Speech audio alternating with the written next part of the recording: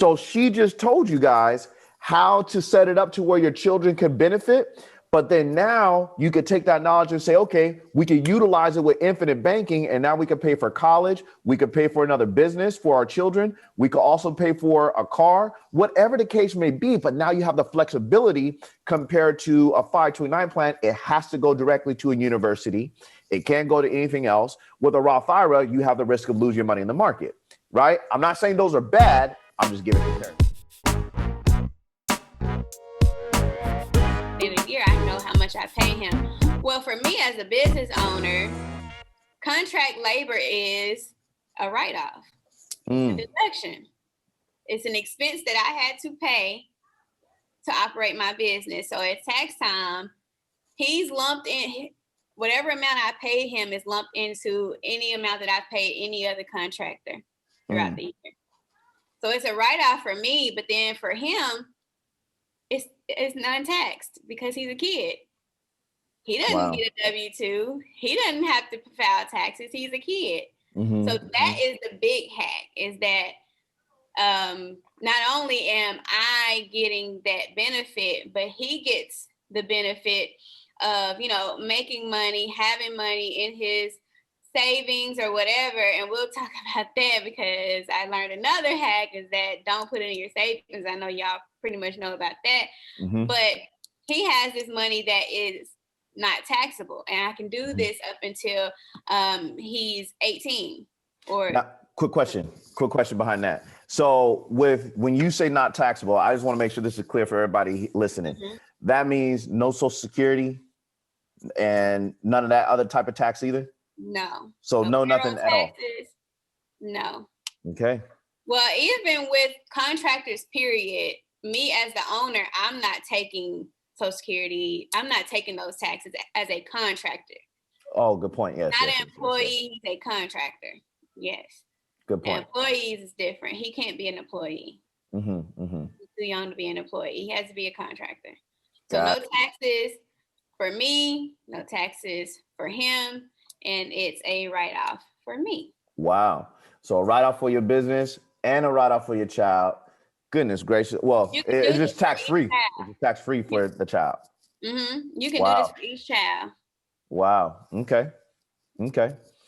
Now, you mentioned something about savings, and then you say you could do it up to 18 before I jumped in. Did you want to finish that thought when you say you could do it up to 18, however? So another, I guess, hack, instead of it just, so with my son, we started him a Cash App account, right? He has a bank account, but we started him a Cash App because it's a little bit more accessible. Anybody can just send him money for his birthday. We got him a little card. It's in my name, but it's a little card that he can use or whatever.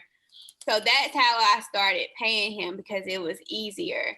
Well, of course, he wants to spend some of the money, but say, for instance, I wanted to start, a fund for him. Well, you can start a Roth IRA for a kid.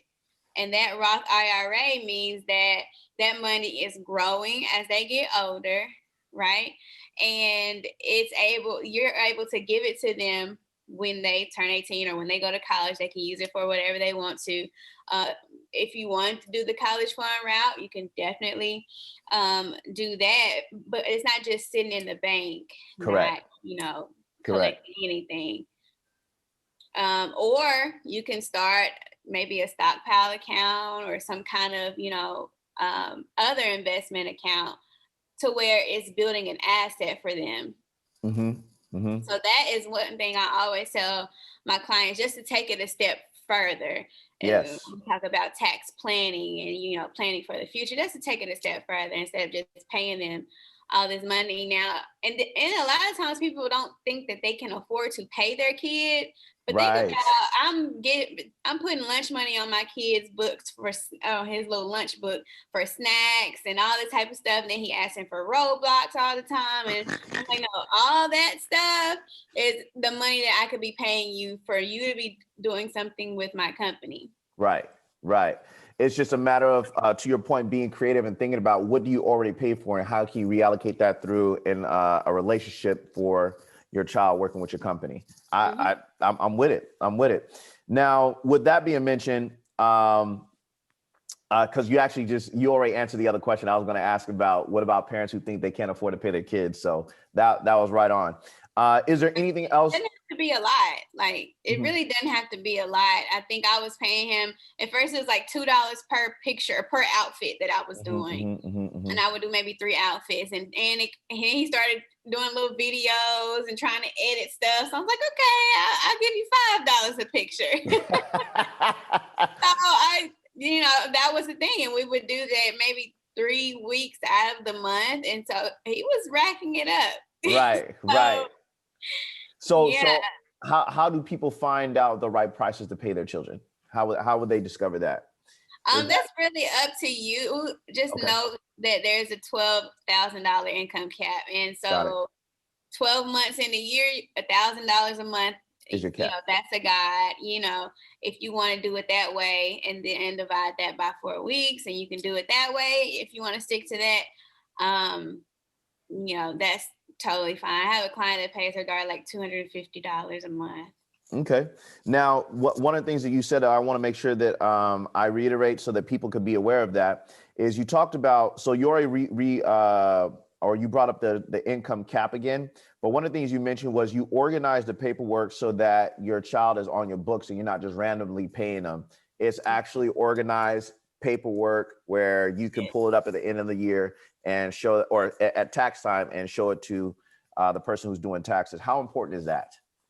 Oh my gosh, so important. So a lot of people, and this is where my passion is too, because I was that entrepreneur. Even though I had the knowledge, I went to school for accounting, I knew how to do certain things, but I didn't know everything, right? Right. But when it came to running my business, I got so engulfed in what's the next thing, making money, paying my bills, keeping my studio open, marketing, advertising. So a lot of that stuff kind of fell in the back burner. I'm like, oh, I know the money's coming in. Right.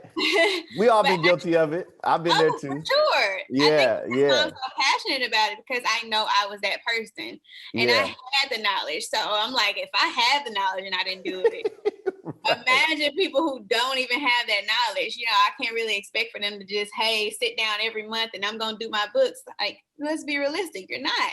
Yeah. So keeping your books in order is so important because, for one, nobody wants to be audited and not ready. Yeah. Like, it's really like getting caught with your pants down. When the IRS knocks, you have to answer. Like, what are you gonna do? Like, right. You have to give them what they are requesting. So keeping your books really basically means, in the simplest form of keeping your books, is tracking your income and tracking your expenses. That's the simplest way you can do it. And there's so many apps that you can do now, where now on the basic side, you can link your card and it's tracking everything you spend and everything you make. You still need some kind of knowledge to say, okay, well, this is gas. This is, this was a business meal. This is travel, Breaking it down into those categories is what saves you during tax time, because certain deductions account for a larger decrease in your tax bill than others. For instance, like I mentioned earlier,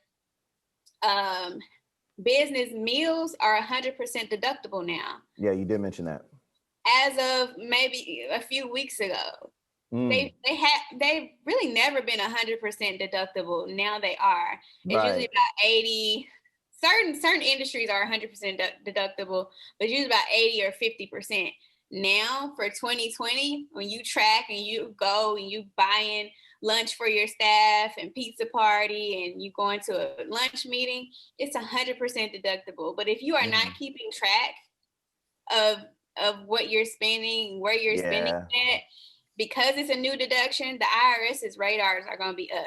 So you can't just be saying, I spent $10,000 on business meals and not expect for the IRS to say, hey, hold on, wait. Where'd it come from? Where'd it come from? Yeah. So you need to have, I don't typically require all my bookkeeping clients to keep every single receipt, but being that this is such a new deduction, they're going to have to keep receipts for those. So Got it. keep your receipt for your business meals. Who were you with? What did you talk about? Just so we can keep a record. The other biggest deduction is mileage. A lot of people are not tracking their mileage. Now, I know a lot of people are working from home, so they're probably not going Right. a lot of places, but I have real estate agents that are driving around constantly, to showings and listings and stuff like that. There are apps to help you track your mileage. It's no excuse. So that is actually one of the biggest deductions that you can take. But if you are not tracking it on your books and you don't know how much you've been spending or, how much you've been driving, then you're losing out on that deduction. Got you. So keeping your books in order is going to save you so much trouble, especially when you start to hire people. You cannot hire people, no matter if it's an employee or a contractor, if you are not organized. Like it's like asking them to come into a mess. You know, you don't want that. So before you start to think about adding people to your mess, clean it up first. Yeah. Now you said something, and it's worth asking. I'm just curious. You said food is 100% deductible, especially when you're having it with employees. So does that count with contractors? Yes, contractors, any vendors, customers, clients. Okay. I mean, I hired my son. He's a contractor. That's where we're going with this. Okay. Eat, Okay. This is, I hope y'all are picking up what she's putting down, because she's giving you some game right now. Okay. Yes. Okay. Now, with that being said, here's the other side of that then. This is pretty important too. You just blew my mind with that one. When the children have bank accounts, I remember I did hear you say when you're paying your child, the bank account cannot be yours. They have to have their name on it. Yes. That's important, y'all. Make sure you do that. I mean, certain institutions, a kid just can't be on there by themselves. Right. So it's a joint. Yeah, I have control over my son's account. Correct. He's not old enough. Correct. But it does have to be separate. It can't be I'm paying my kid to your my personal account. Yeah. No. So I do want to say this, y'all. There's an app out there. I ain't getting paid for them, so maybe I need to holler at them about this. But it's called Greenlight. It's an app where it's for kids to have their own debit card, but it's for the parents to manage the money coming in. Now, with that being said, I just want to throw that out there just in case y'all want to look that up. And if there's any other apps, y'all can go ahead and tag them in the comments, and then we'll make sure we can use that to help everybody. But here's the other thing I want to bring up. So y'all don't know. So y'all see her name is Courtney, but she goes by the tax coach. So, I'll be saying coach sometimes. So if y'all hear me say that, y'all know why. So one of the things that coach mentioned is she said, put the money in a Roth IRA. Now, here's one thing. Here's probably the part that I would come into play with, because we've been helping out a lot of families with this. And so people have been looking at Roth IRAs and also looking at 529 plans.